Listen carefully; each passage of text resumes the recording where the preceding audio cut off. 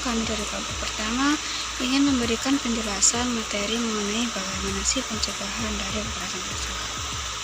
Mari kita mulai dengan materi pertama kita yang dipaparkan oleh Aditya Adiana.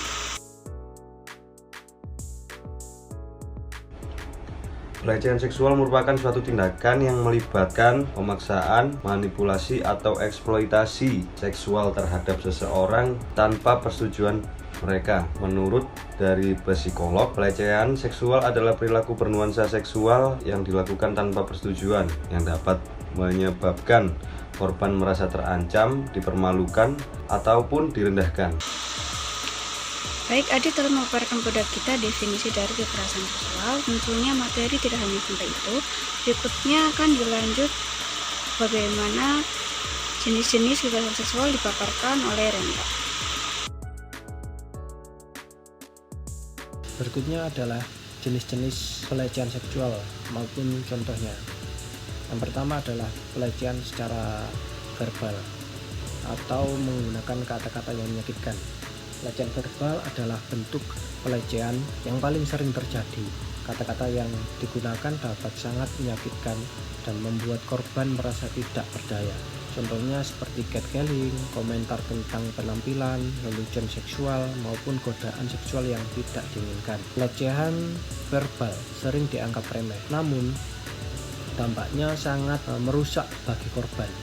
Kata-kata yang dilontarkan mungkin terdengar sepele, namun ketika diulang-ulang dan dialamatkan secara terus-menerus dapat menimbulkan luka emosional yang mendalam. Mengapa pelecehan verbal ini berbahaya? Karena pelecehan verbal ini dapat merusak harga diri korban dan membuat merasa tidak bernilai bagi orang lain. Nah, yang kedua adalah pengalaman pelecehan verbal dapat menimbulkan trauma jangka panjang seperti kecemasan, depresi, dan gangguan stres. Berikutnya adalah pelecehan fisik atau sentuhan. Pelecehan fisik adalah bentuk pelanggaran yang paling jelas, di mana seseorang secara sengaja melanggar batas fisik orang lain dengan tujuan seksual. Tindakan ini tidak hanya menimbulkan rasa sakit fisik, tetapi juga meninggalkan trauma emosional yang mendalam bagi korban. Pelecehan fisik melibatkan kontak fisik yang tidak diinginkan dan bersifat seksual. Tindakan ini dapat meninggalkan trauma fisik dan emosional yang mendalam. Contohnya yaitu menyentuh bagian tubuh seseorang tanpa persetujuan seperti meraba, mencubit, ataupun memeluk. Yang kedua adalah menyerang secara fisik, yaitu melakukan tindakan kekerasan fisik yang bermotif seksual seperti memukul atau menendang. Selanjutnya yang ketiga adalah pelecehan seksual dari dunia maya atau cyber harassment. Dengan semakin berkembangnya teknologi, pelecehan seksual juga merambah ke dunia maya. Pelecehan dunia maya dapat terjadi melalui berbagai platform digital seperti media sosial, email, dan pesan instan. Contohnya yaitu mengirim pesan atau gambar yang tidak senonoh seperti gambar, video yang bermuatan seksual. Yang kedua adalah komentar seksual di media sosial, yaitu memberi komentar yang berbau seksual di postingan media sosial seseorang. Yang ketiga adalah doxing, menerbitkan informasi pribadi seseorang secara online tanpa izin dengan tujuan untuk mengintimidasi atau mempermalukan. Yang keempat yaitu cyberstalking. Apa itu cyberstalking? Yaitu menguntit seseorang secara online seperti melatih aktivitas online-nya atau mengirim pesan yang berulang-ulang. Dunia maya yang awalnya dirancang untuk menghubungkan manusia, sayangnya juga menjadi tempat berkembangnya berbagai bentuk kejahatan, termasuk pelecehan seksual. Pelecehan dunia maya atau cyber harassment adalah tindakan yang memanfaatkan teknologi untuk mengganggu, mengintimidasi, ataupun mempermalukan seseorang. Pelaku dapat melakukan pelecehan dari mana saja dan kapan saja, membuat korban merasa tidak aman, bahkan di ruang pribadinya. Pelaku seringkali merasa lebih berani untuk melakukan tindakan tidak menyenangkan karena merasa anonim di balik layar. Informasi negatif yang disebarkan secara online dapat menyebar dengan sangat cepat, merusak reputasi korban, dan dalam waktu singkat. Korban cyber harassment sering mengalami gangguan psikologis seperti kecemasan, depresi, dan bahkan pikiran untuk bunuh diri. Kemudian yang keempat adalah eksploitasi seksual atau penyalahgunaan kekuasaan. Eksploitasi seksual adalah tindakan yang memanfaatkan ketidakseimbangan kekuasaan untuk mendapatkan keuntungan seksual.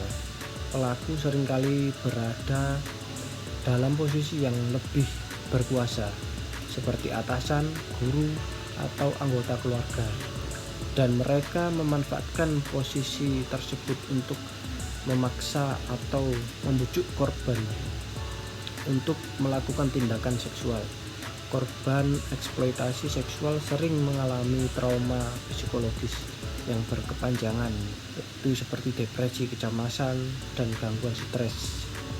Sama seperti yang di atas, korban seringkali menyalahkan diri sendiri atas apa yang terjadi, merasa malu dan sulit untuk mencari bantuan.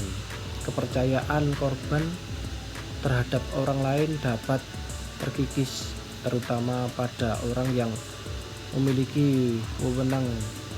Selain trauma psikologis, korban eksploitasi seksual juga dapat mengalami dampak fisik seperti penyakit menular seksual. Oke, selanjutnya pemaparan materi mengenai dampak dari kekerasan seksual oleh Bintang. Mari kita simak. Halo semuanya, jadi menurut informasi yang saya kumpulkan ada beberapa dampak yang ditimbulkan oleh kekerasan seksual. Yang pertama tentunya dampak psikologis.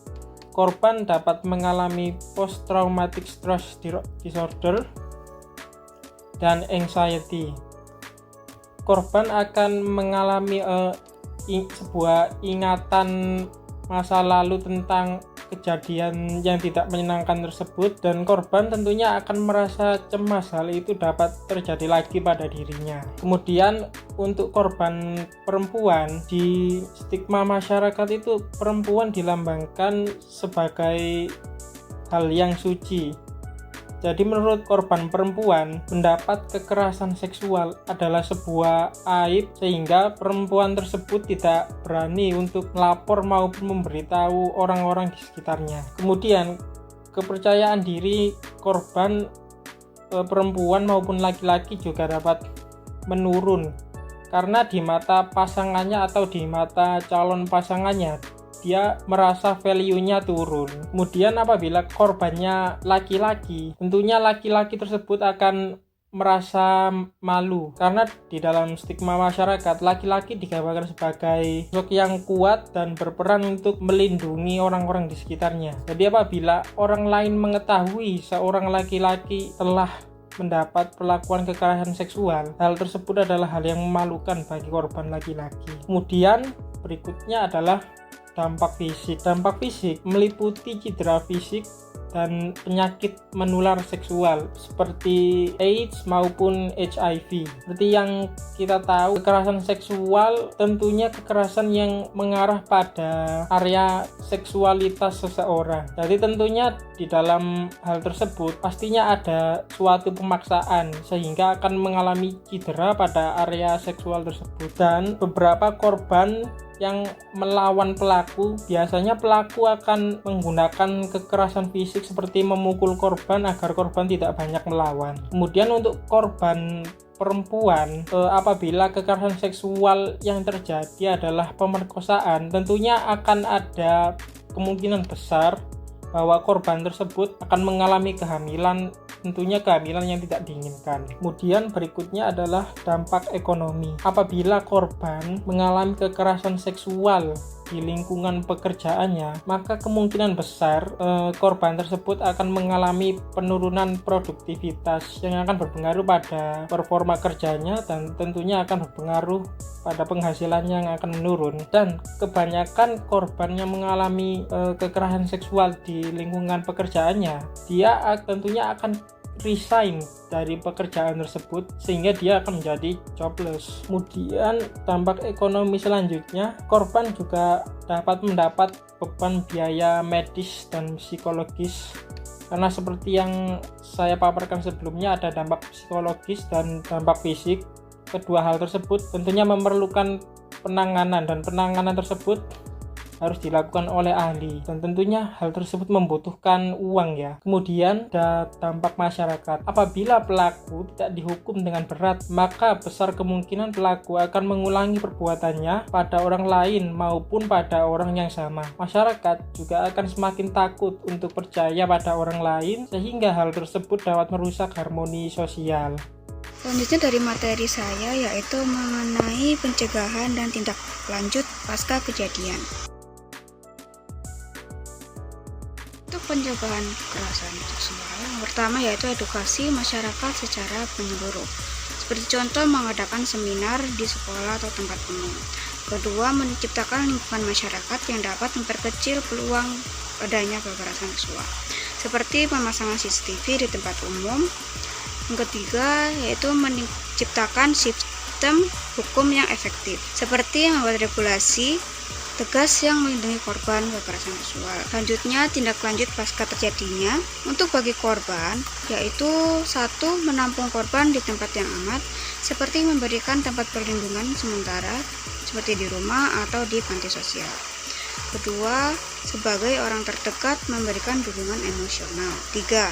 Tidak mempernyalahkan korban, seperti menghindari ucapan "kenapa kamu tidak melawan" ataupun mengenai pemakaian pakaian yang terlalu terbuka. Yang keempat, bagaimana penanganan medis. Seperti contoh membawa korban ke rumah sakit dengan pemeriksaan. Dan yang kelima, penanganan psikologis. Selanjutnya bagi pelaku, seperti menyimpan semua bukti kejadian dan laporan ke pihak berwenang. Contohnya dengan mengumpulkan bukti rekaman CCTV, pesan teks atau saksi, lalu melaporkannya ke kantor polisi. Baik, itu semua dalam materi yang dapat kami sampaikan dari kelompok 1. Assalamualaikum warahmatullahi wabarakatuh.